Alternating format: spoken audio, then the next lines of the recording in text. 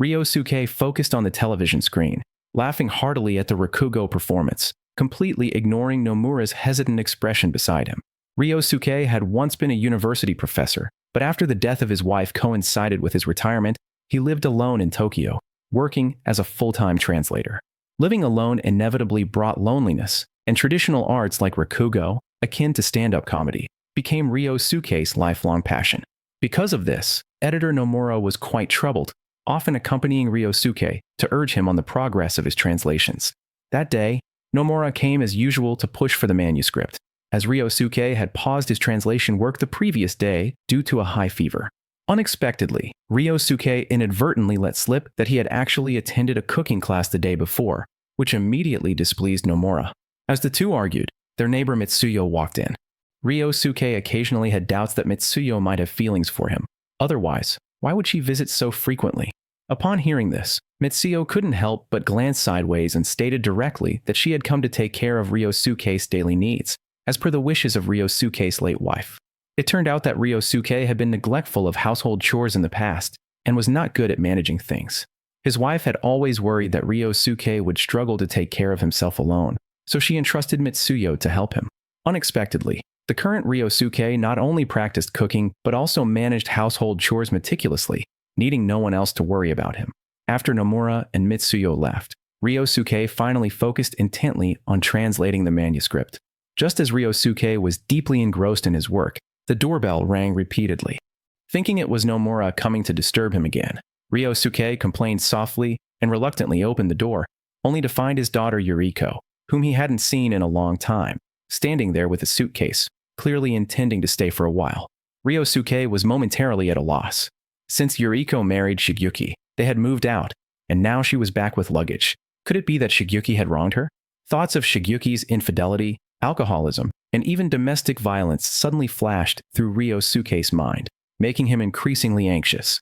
In stark contrast to Ryosuke's panic, Yuriko appeared unusually calm, advising her father not to make baseless speculations, as there was nothing wrong with coming home to visit.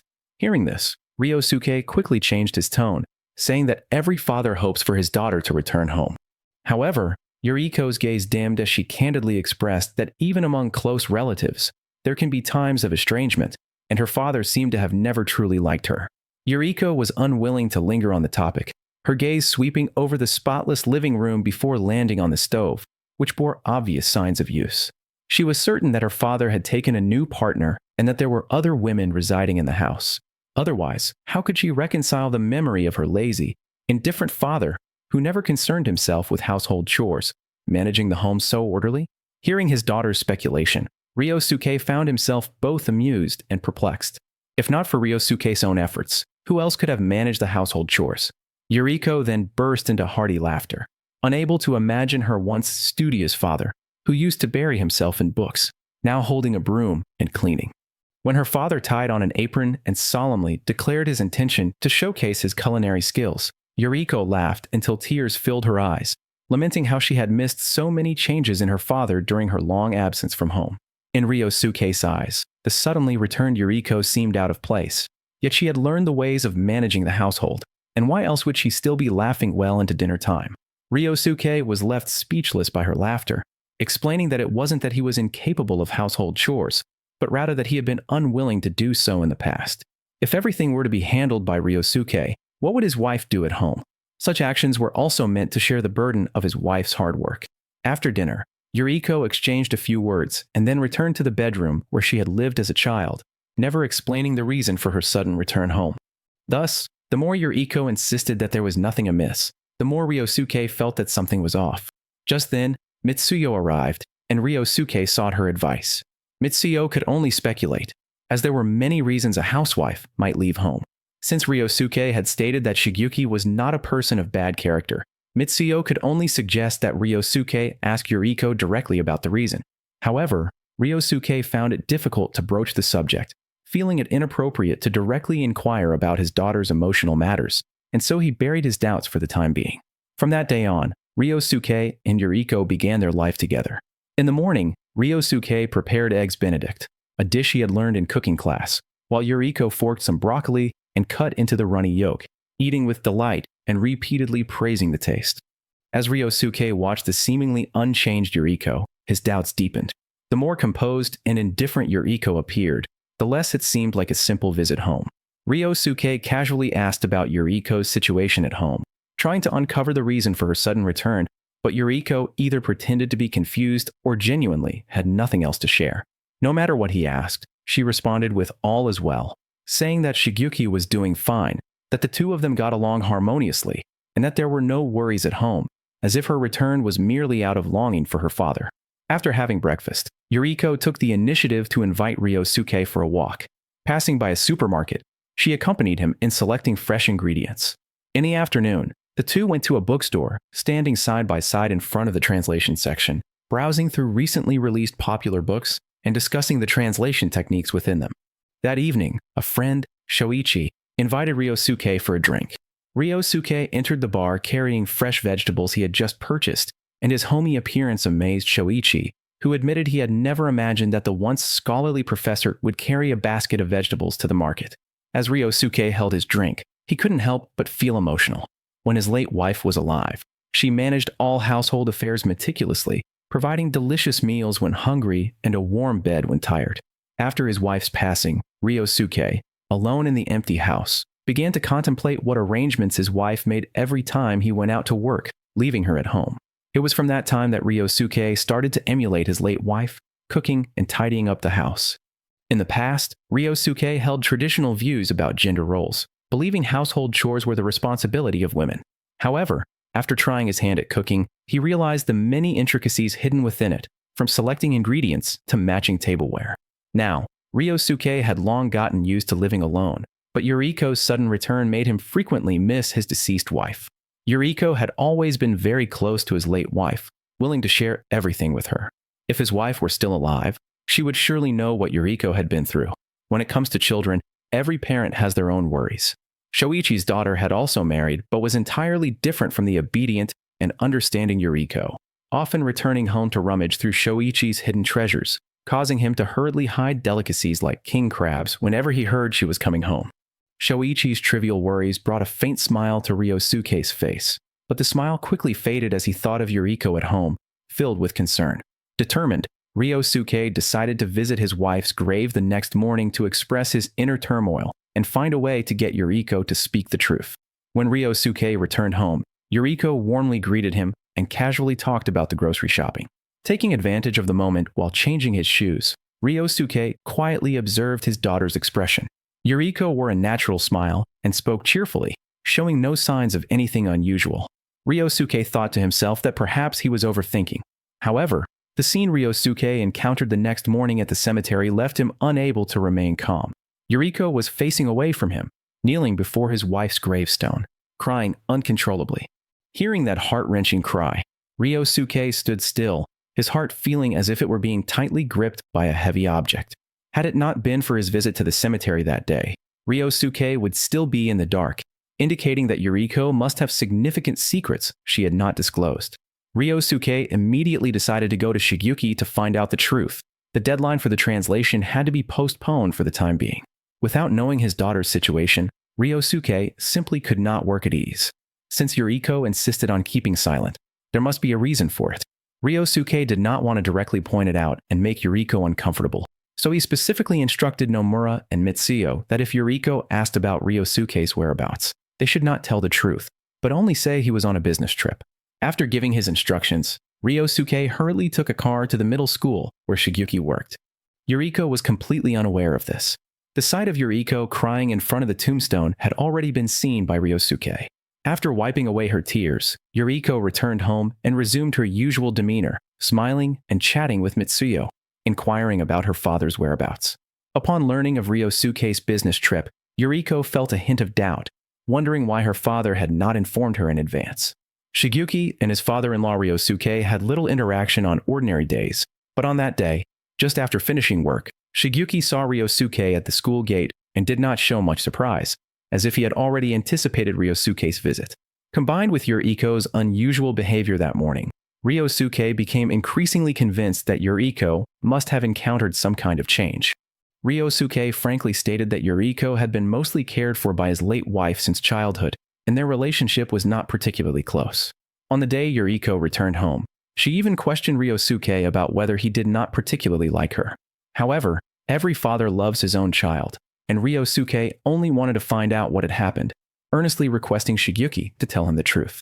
Yet, despite Ryosuke's repeated inquiries, Shigeki remained tight-lipped, stating that on the day Yuriko left home, he had promised her that he would never disclose this secret to anyone, not even to Yuriko's father. Looking at Shigeki's resolute expression, Ryosuke could only sigh helplessly, perhaps seeing Ryosuke's graying hair and aged face, or perhaps noticing his slightly hunched back, which revealed the anxiety and worry of a father. Shigeki suddenly felt a twinge of compassion. As the two were about to part ways, Shigeki called out to Ryosuke, then took him back to his residence and laid out all the facts. It turned out that Yuriko had suddenly returned home because she had been diagnosed with cancer, and now she had little time left. Yuriko and Shigeki have been married for many years, always hoping to have children, but have never been able to fulfill that wish. Not long ago, the two went to the hospital for an examination and unexpectedly found out that Yuriko is already in the late stages of cancer. At the moment she received the diagnosis, Yuriko, who has rarely spent time with her father, immediately thought of going home to accompany him. After her mother passed away, her father lived alone, feeling lonely and helpless. Now, even his only daughter is about to leave him. The thought of her father having to endure the pain of losing a loved one again made Yuriko feel heartbroken. Yuriko did not want the last moments to be filled with tears and farewells. She just wanted to spend the remaining days accompanying her father. Before returning home, Yuriko and Shigeki agreed that they must not tell Ryosuke the truth, as they wished to spend a normal father-daughter time together, sharing warm breakfasts in the morning, taking walks in the evening, occasionally bickering over trivial matters, and laughing together. Such a simple daily life hides the truest happiness. Interestingly, Yuriko and her father's relationship has never been close, with little warm conversation. But as death approaches, Yuriko realizes that the person she cares about the most is still her father. Yuriko longs to spend quality time with her father, creating more memories that belong solely to them during the final journey of life. These moments filled with the warmth of human life will be the most precious gift for her father and the warmest thought in Yuriko's life. Before Shigeki spoke, Ryosuke had already imagined countless possibilities in his mind, whether it was a couple's quarrel or setbacks in life. Even though he was mentally prepared for the worst, when the words late-stage cancer and limited time came out of Shigeki's mouth, Ryosuke still felt a suffocating pain. It turned out that the answer he had been desperately seeking for days was such a cruel truth concerning life and death. The past estrangement from his daughter, and the sight of Yuriko crying uncontrollably in front of the tombstone, all flashed through Ryosuke's mind. Guilt, heartache, regret, and despair surged within him. But Ryosuke had no opportunity to share the pain with his daughter. He could only pretend to be unaware and watch helplessly as his daughter walked towards the end of her life. Shigeki then candidly stated that in the days after Yuriko was diagnosed with cancer, she locked herself in her room, crying all day and feeling listless, until she made the decision to go home and accompany her father, which gradually lifted her spirits and brought light back to her eyes. Since death is the destined outcome, there is no need to overly worry about Yuriko, as at that time, she was living steadily and happily. Ryosuke promised Shigeki that he would never reveal to his daughter that he knew the truth. Then Ryosuke discovered in Yuriko's study that the entire wall was lined with the works he had translated, each book carefully read by Yuriko, filled with dense annotations. Ryosuke had always felt a barrier between him and his daughter, unsure of how to interact. But at this moment, as he flipped through these books, he began to understand that Yuriko had always cared for her father. It was just that this sentiment had been overlooked by him for too long. Shigeki recounted many past events to Ryosuke that he had never known. When Yuriko was young, Ryosuke had translated a book he particularly loved, and after completing the first chapter, he let Yuriko be the first reader. Yuriko actually thought the translation was excellent, but due to her childish nature, she intentionally critiqued it. To his surprise, Ryosuke gave up on translating the book because of this. Later, another translator took over the book, which ultimately became a bestseller, and that translator gained fame and high recognition in the industry because of it. This incident always weighed on Yuriko's mind, as she felt that her childish stubbornness had caused her father to miss an opportunity for fame. For many years, this guilt had lingered in her heart, becoming a difficult knot to untie. Upon hearing this, Ryosuke was greatly shocked, having never connected this matter with his daughter, not realizing that she had felt guilty for so many years. Ryusuke and Yuriko were indeed father and daughter. Both were stubborn on the outside but soft-hearted, clearly harboring care and affection for each other. Yet when it came to speaking, they both obstinately refused to be honest. Shigeki mentioned another past event that Yuriko often recalled. When Yuriko was in elementary school, she was chosen as the lead actress in a stage play. After returning home, she was filled with joy and a bit of nervousness, eager to share the news with her father, hoping for encouragement. However, at that time, Ryusuke was impatient and focused solely on work, failing to appreciate his child's joy, and instead harshly reprimanded her, telling her not to disturb him. Because of this remark, Yuriko completely lost her confidence and ultimately gave up the opportunity to play the lead role. Her father's cold words from that year became like a thorn, deeply embedded in Yuriko's heart, accompanying her as she grew up. Yet Ryusuke had no recollection of this matter. Perhaps it was just a casual complaint at the time, quickly forgotten, but it left a lasting regret in Yuriko's heart. A strong wave of guilt surged in Ryusuke's heart, heavy enough to nearly suffocate him. Before returning home, Ryusuke first visited the cemetery to pay respect to his late wife. Yuriko's cries from that day still echoed in his ears, causing him to sigh deeply, realizing that his late wife was truly cunning, leaving Ryusuke to face such a difficult situation alone. Knowing that Yuriko's time is limited, Ryusuke pretends to be unaware. His wife raised such a considerate daughter, but does Ryusuke still have time to be a qualified father? Ryusuke calms his emotions, pushes open the door, and looks at his daughter laughing heartily at him. His eyes suddenly feel warm, and he struggles to hold back the tears that are about to spill, forcing a calm expression back onto his face. When faced with Mitsuyo and Nomura's inquiries, Ryusuke falsely claims that he hasn't discovered anything unusual. Ryusuke intends to take advantage of the time left to create more warm memories with his daughter. That day while cooking, Ryusuke specifically called Yuriko to help. The father and daughter stood side by side at the counter, one peeling potatoes and the other selecting vegetables, while the soup in the pot boiled and the rich aroma filled the entire house. Throughout the process, Ryusuke and Yuriko exchanged few words, only occasionally responding softly, but there was an indescribable warmth and stability in the air. When dinner was served, the fragrant curry enveloped the soft potatoes. Ryusuke looked at his daughter, who was smiling with her eyes squinted in delight, and suddenly felt a warmth in the corner of his eyes. He quietly turned his face away, discreetly wiping away his tears, and gently asked his daughter if there was anywhere she wanted to go, offering to accompany her. The next day, the father and daughter went together to the restaurant that Yuriko had longed to visit.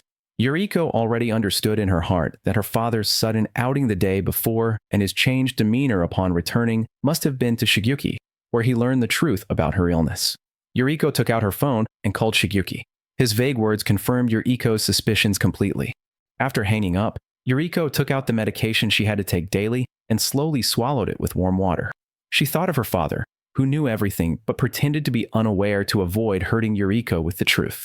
The hidden pain in his eyes, the carefulness in his words, and the endless tolerance during their time together all turned into a warm current flowing into her heart. Yuriko couldn't help but smile, though her eyes became moist. This was her clumsy yet deeply affectionate father. The next afternoon, Ryusuke saw Yuriko enter the study with a cup of water and took out an English book he had prepared, intending to invite his daughter to translate it together. Having been away from school for many years, Yuriko had become unfamiliar with many English words and complex sentence structures, but she still accepted the book her father handed her. In the days that followed, Yuriko often sat quietly at her desk all day, flipping through the dictionary to check words while writing and drawing on draft paper. Whenever she encountered difficulties, she would turn to her father and quietly discuss them. This seemingly dull translation work became particularly meaningful because of her father's companionship. Every night, as Yuriko watched the approving smile in her father's eyes while he reviewed the translation word by word, she felt that completing a book's translation together with her father was an incredibly precious thing. On the day the manuscript was finished, it was still a warm afternoon. When Yuriko looked up, she happened to catch the glimmer of tears in her father's eyes, and the tears welling up in Yuriko's own eyes clearly conveyed to Ryusuke that she already knew he understood the truth. Yet neither of them mentioned those heavy topics.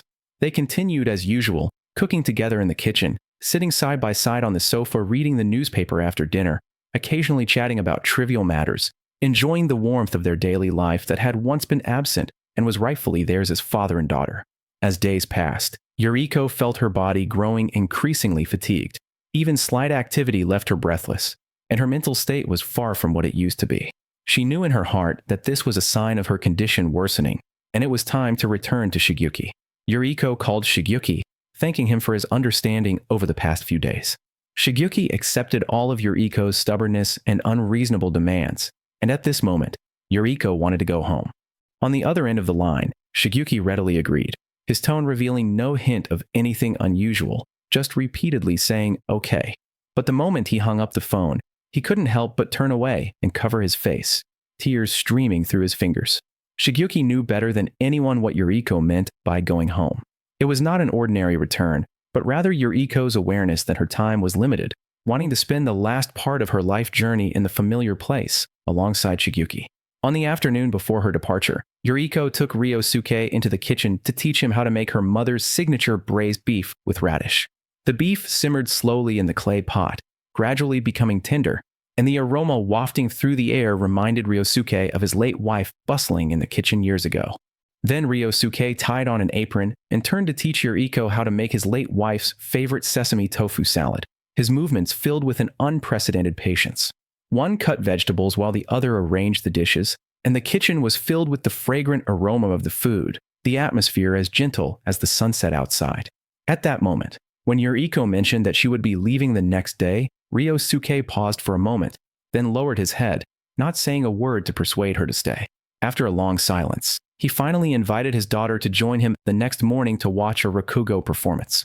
But Ryosuke remembered that when Yuriko was in high school, he had invited her to go with him, and she had frowned, expressing no interest, quickly adding that it was fine if she didn't want to go. Seeing her father's uneasy expression, Yuriko felt a pang in her nose and gently nodded. At dinner, Ryosuke suddenly mentioned that before returning home the next day, it might be a good idea to send that large suitcase back, casually stating that it would be too inconvenient for a woman to travel with such a heavy suitcase.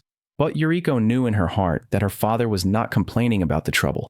He was worried that after seeing Yuriko struggling to carry half a bag of fruit the day before, she would not be able to drag that suitcase given her current physical condition.